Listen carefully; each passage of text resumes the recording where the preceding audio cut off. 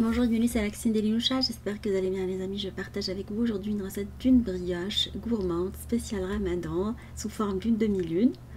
Alors on va la réaliser sans pétrissage, on va la farcir avec du fromage. Pour l'enrobage on va utiliser des kataïef. Ça donne un côté très croustillant et gourmand. On va l'arroser avec du miel et parsemer avec des pistaches. Découvrons la recette ensemble.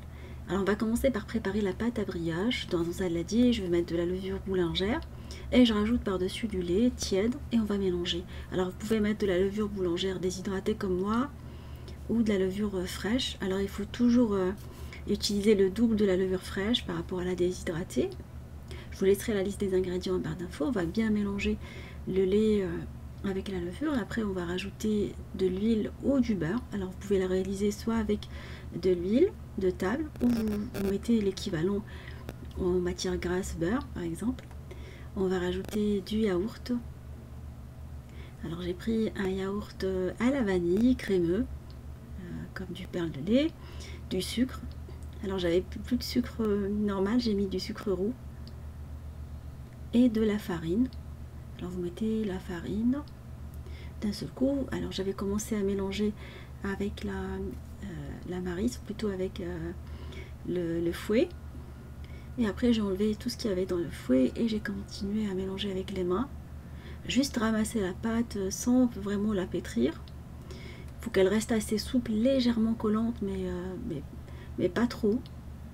Une fois qu'on l'a ramassée, on a nettoyé tous les parois du saladier, on va la couvrir et la laisser de côté, lever pendant au moins 1h30 à 2h, entre 1h30 et 2h, jusqu'à ce qu'elle double de volume.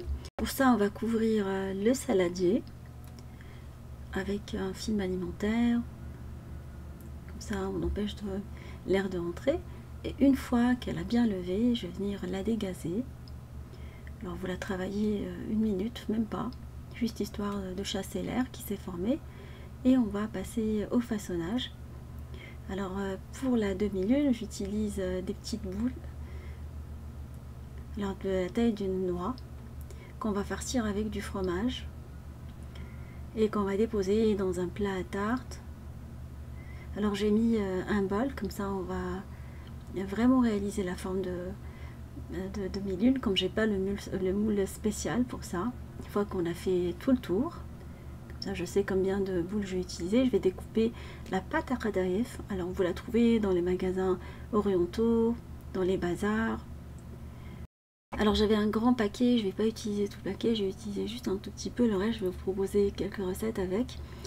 Après, on va passer les boules dans le lait et dans la pâte à kataïef. Alors vous pouvez très bien la mixer à l'aide du mixeur ou la découper finement. Alors l'idée, c'est de bien enrober les boules avec, une fois passées dans le lait. Voilà, on a fait tout le tour et on va venir mettre un tout petit peu de matière grasse. Alors ça peut être alors du ghee, du beurre clarifié ou juste de l'huile si vous souhaitez. Moi j'ai utilisé du ghee, juste un tout petit peu, pas beaucoup.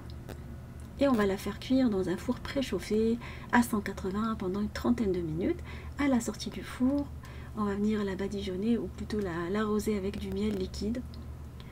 Alors j'utilise du vrai miel. Alors il y a des personnes qui utilisent du sirop à mieler, mais je ne supporte pas ça, j'aime pas le goût.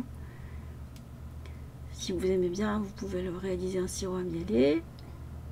Et on va la parsemer avec de la pistache. Alors vous pouvez utiliser les fruits secs concassés de votre choix.